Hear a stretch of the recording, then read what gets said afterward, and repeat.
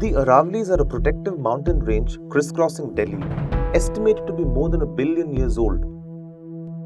Spanning 692 kilometers from Wazirabad in North Delhi to Palanpur in Gujarat, it's home to rare forests, endangered wildlife, and of course humans. It also serves as the lungs for the National Capital Region, home to around 4.6 crore people, a population bigger than Argentina's. So without it, cities like Delhi would probably not have been habitable.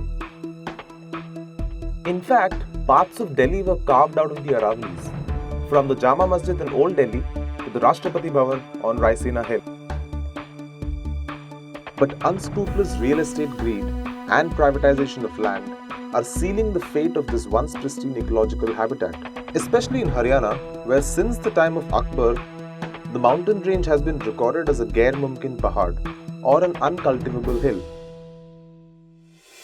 The National Capital Regional Plan 2021, drafted in 2005, includes the entire Aravallis in Haryana as natural conservation zones, where only 0.5% of the land is allowed for construction, and that too only for parks and recreational activities. But Haryana, in spite of having the second lowest forest cover in the country at 3.5%, has consistently attempted to prune it further. Between 2014 and 2017, Haryana diverted 7,944 hectares of forest land for building, infrastructure and industrial projects. There's a very clear Supreme Court ruling that a forest doesn't need to be notified to be a forest. A forest needs to be a forest if it fulfills what is called the dictionary meaning of a forest, right? And anybody who's seen places like Mangarbani, which are astonishingly beautiful forests in the Aravallis, cannot be in any doubt that these are forests. So the Haryana government, in refusing to notify these areas, in insisting in trying to push its rules for developing these areas, is actually playing a very negative role. You know, they're really saying that development is much more important than protection as far as the Aravalli forests are concerned. In January 2017, Chief Minister Manohar Lal Khattar wrote to then Urban Development Minister Venkaiah Naidu, stating there were no Aravallis outside Gurugram to be included in the NCZ, and asked to remove the 0.5% construction cap, putting 17,000 acres of the Aravallis at risk of being encroached in Faridabad district alone. At a recent meeting of the NCR Planning Board on December 4, 2017, the Haryana government was asked to conduct fresh ground truthing or ground verification within 3 months using satellite images of 2014 to determine which areas would fall under the NCZ. But conservationists see ground truthing as a ploy to exclude the Aravallis from the NCZ. So ground truthing has been going on since 2014 and we are now at the end of 2017. And in this 3.5 years, if you look at the record of ground truthing, there have been so many flip-flops of what is to be included, what is not to be included. And finally, Haryana has come up with this amazing formulation that there are no Aravallis in Haryana outside Gurgaon district, which means Faridabad district with over 17,000 acres.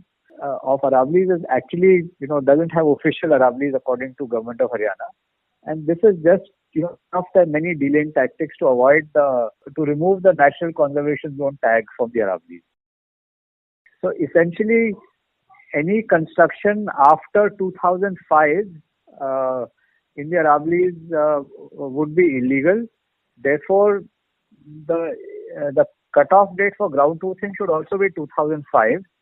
Rather than 2014 or 2017. So it's important that satellite imagery of 2005 is used for ground truthing, because otherwise anything constructed subsequently will show up as real estate and Haryana can make the claim that, well, this area is already constructed, so it should be excluded from the NCZ.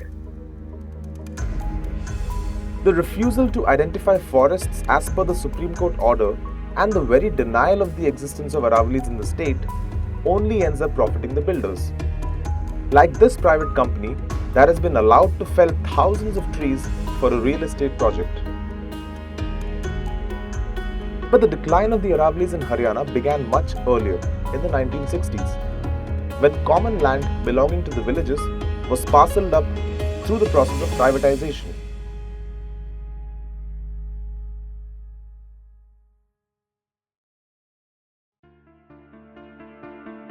Intensive mining over the past few decades has reduced the hills to giant pits and contaminated the lakes, which led the Supreme Court to ban mining in all forms in the Aravallis of Haryana in 2009. The Haryana government's ground truthing exercise also threatens the status of one of the richest green pockets of northern Aravallis, the Mangarbani forest in Faridabad district.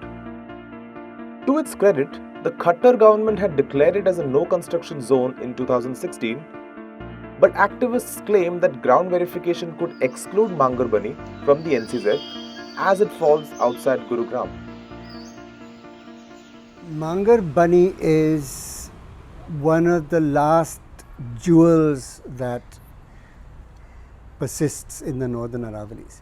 It's an example of how intelligent conservation, in this case by three villages and the community of Gujars who live in these villages, have protected a natural habitat, and in the bargain they've preserved a very, very beautiful patch of something like 300 or 400 acres. It's small, it's very tiny. People who've grown up in the last 2 or 3 generations probably have no idea of how beautiful Aravallis can be. So Mangarbani reminds us, in a sense, in a very clear sense, of what kinds of species, what kind of landscape, what kind of beauty the Aravallis are capable of.